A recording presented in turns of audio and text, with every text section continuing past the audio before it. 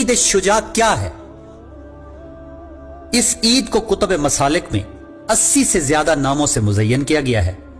ये ईद दरअसल अयाम अज़ा के खात्मे के ऐलान के तौर पे मनाई जाती है, क्योंकि 9 ज़िलहज यानी जनाब मुस्लिम बिन अकील अलैहिस्सलाम की कूफा में शहादत के रोज से अयाम अज़ा शुरू होते हैं और 9 रबीउल अव्वल को इनका इख्तिताम होता है।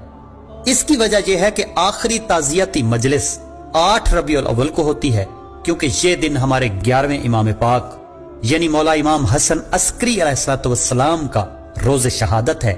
इसलिए अक्सर मकामात पर इस दिन मजालिस होते हैं, मातमदारियां होती हैं, इनका मुकद्दस ताबूत बरामद किया जाता है, जंजीर जनी और कुमा जनी भी होती है। फिर 9 रबीउल अव्वल की शब को हमारे जमाने के इमाम यानी इमाम महदी आखिरुज़्ज़मान अजलल्लाहु फरजो शरीफ की दस्तार बंदी की शब होती है, क्योंकि इस दिन मनसब इमामत उन्हें मुंतकिल हुआ था। दोस्तों, यहां एक और गलत फहमी का अजाला भी करता जाऊं, क्योंकि यहां बरादरान अहले सुन्नत की एक गलत फहमी को रफा करना भी जरूरी है कि आम तौर पर सवाद आजम में यह तस्वर पाया जाता है कि शिया इस दिन खलीफा सानी हजरत उमर बिन खिताब की मौत का जश्न मनाते हैं। हकीकत यह है कि ऐसी कोई बात नहीं है, क्योंकि इस्लाम की सारी तारीखें उठाकर देख लें कि हजरत उमर बिन खिताब का इंतकाल 9 रबीउल अव्वल को हुआ ही नहीं है।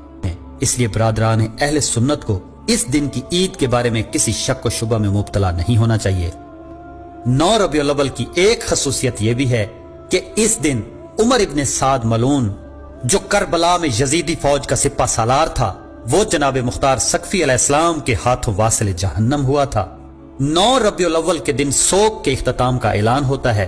आज तो ये रिवायात दम तोड़ती जा रही हैं, लेकिन कुछ अरसा पहले तक सादात व मोमिनीन के घरों की यही रिवायत थी कि 9 ज़िलहज को आले मोहम्मद अलैहिस्सलाम के गम में जो स्याह लिबास पहने जाते थे, वो फिर इस दिन तब्दील किए जाते थे।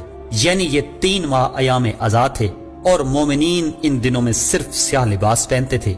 इन तमाम दिनों में इनके घरों में कोई खुशी नहीं होती थी। और इसी तरह फिर 3 माह के बाद यानी 9 रबीउल अव्वल को इस सोग का इख्तिताम किया जाता था। बाज़ मकामात पर बुजुर्ग सादात उज़ाम की दस्तार बंदी भी की जाती थी, यानी इस दिन उन्हें काली की जगह रंगीन दस्तार पहनाकर सोग के इख्तिताम का ऐलान किया जाता था। इस दिन को सोग उतारी का दिन भी कहा जाता है।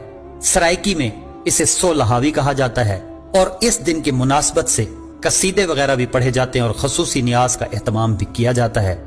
ऐसा हरगिज नहीं है कि ये रिवायात हर जगह पे दम तोड़ गई हैं, बल्कि आज भी दुनिया भर में सादात व मोमिनीन के घरों में ये रिवायात जिंदा हैं।